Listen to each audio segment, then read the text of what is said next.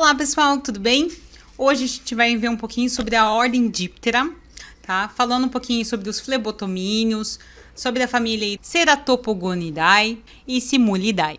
A ordem Diptera, tá? Ela vai ser uma ordem bem importante para a medicina, porque eles vão ser responsáveis, né, por transmitir aí infecções, tá? Por bactérias, protozoários ou eumintos, tá? Então a gente viu bastante, né, dessas doenças sobre, principalmente ultimamente, sobre os protozoários e eumintos.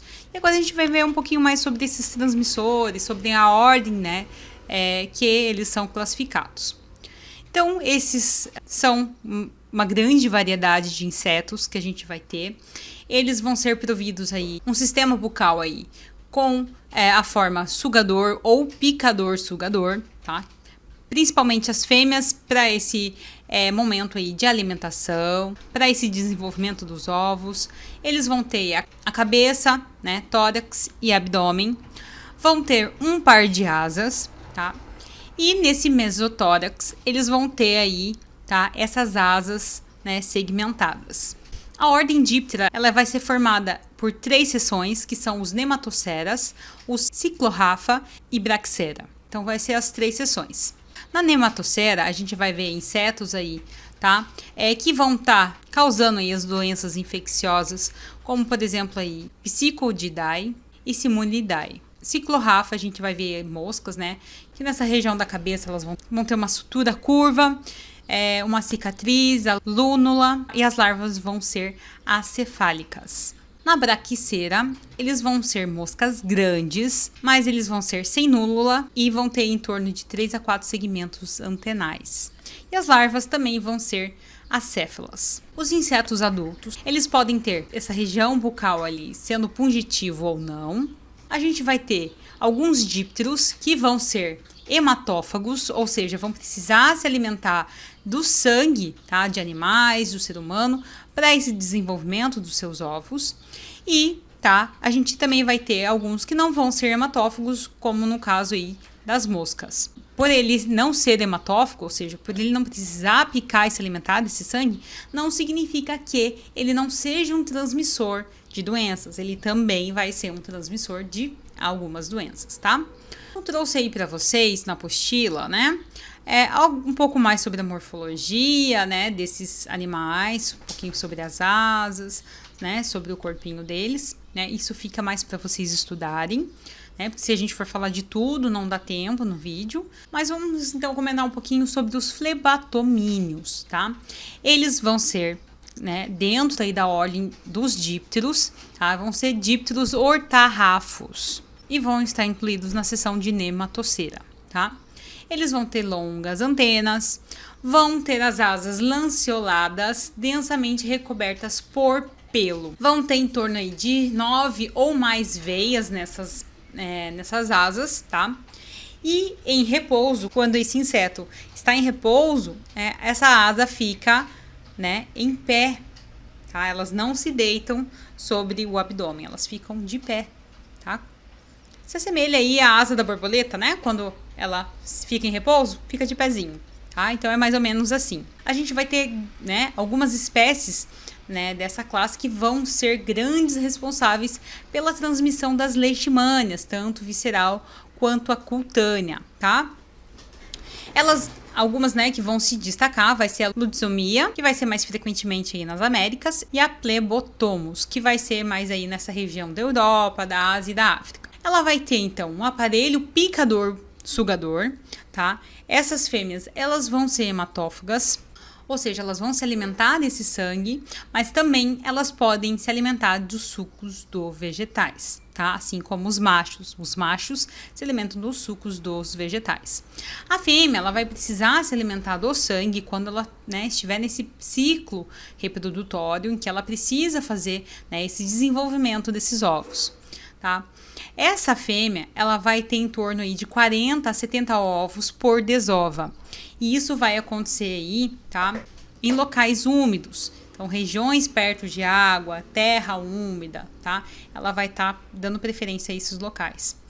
Eles vão ter um tamanho aí de 0,3 milímetros de comprimento e inicialmente eles vão, né, esses ovos vão ter uma coloração esbranquiçada, podendo aí no decorrer do tempo se alterar aí para um pouco mais marrom até negro. Esse período de incubação vai em torno aí de 6 a 17 dias e depois ela se transforma em pupas e depois, posteriormente, em adultos. A vida ativa desses animais, tá, vai ser à noite, né, para picada dessas fêmeas, vai ser noturna, em torno aí até uma meia-noite, no amanhecer. E durante o dia elas vão ficar abrigadas em locais frescos, com vento, né? Então, por exemplo, dentro de bambu, dentro, né, de casca de árvore, de fendas, locais que sejam, né, tranquilos, frescos, né, que elas passem o dia e à noite, então, elas vão, né, à procura desse animal aí para se alimentar desse sangue. Os voos são bem curtos, então não tem longos voos, são curtos. Então a gente vai ver algumas espécies mais recorrentes para essa transmissão da Leishmania brasiliensis, tá? Que é a intermédia, Pessoae, Welcomey, vão ser aí mais frequentes, tá? A família da Simulidae, elas vão ser pequenos dípteros nematóceros também, tá? Vão medir em torno de 2 a 4 milímetros de comprimento. E eles vão ser responsáveis pela transmissão da oconcercíase, tá? Vão ser frequentes nas Américas e na África. No Brasil, eles são comumente conhecidos aí como os borrachudos ou também aí os piuns, tá? Dependendo da localização, né? Pode ter uma variaçãozinha no nome desses insetos, tá? O corpo dele vai ser giboso, de cores escuras ou negras e as antenas curtas, tá? Com 11 segmentos. Essas espécies são bem numerosas, tá? E vão formar aí um complexo morfológico indistinguíveis. Então, essas fêmeas também vão ser hematófagas, elas vão se alimentar desse sangue aí para esse desenvolvimento desses ovos, né? E elas vão causar aí uma grande coceira, irritação, uma dor, né? Fica aquela bola, né? A gente vê aquela bola quando elas picam. É irritante quando, né, a famosa aí butuquinha pica, né? Porque é bem dolorido mesmo. Elas vão picar aí nas horas claras do dia, então, né, durante o dia, e vão ter uma preferência, tá, em picar as partes superiores do corpo. No caso aí, tá, em regiões como no México, e em outros locais elas vão preferir a parte inferior do corpo, como na Venezuela e na África. E conforme essa picada, a gente vai ver, né, essa lesão oncocercótica, né, se desenvolvendo, né, aparecendo nesse corpo do paciente de acordo com essa picada. Isso, né, se no caso a mosca em si estava contaminada. Então, a vida de uma fêmea Simulium dannosum, ele vai ser o grande, né, causador daí da oconcercíase na África, e ela vai ter aí uma vida de 4 a 7 semanas. O ciclo gonadotrófico vai ser de 3 a 6 dias, e cada ciclo ela vai ter uma postura de 600 a 900 ovos. Esse controle, tá, desse inseto vai ser aí com o uso de inseticidas. Os Ceratopogonidae, eles vão ser insetos raramente que vão medir mais do que 2 milímetros, tá?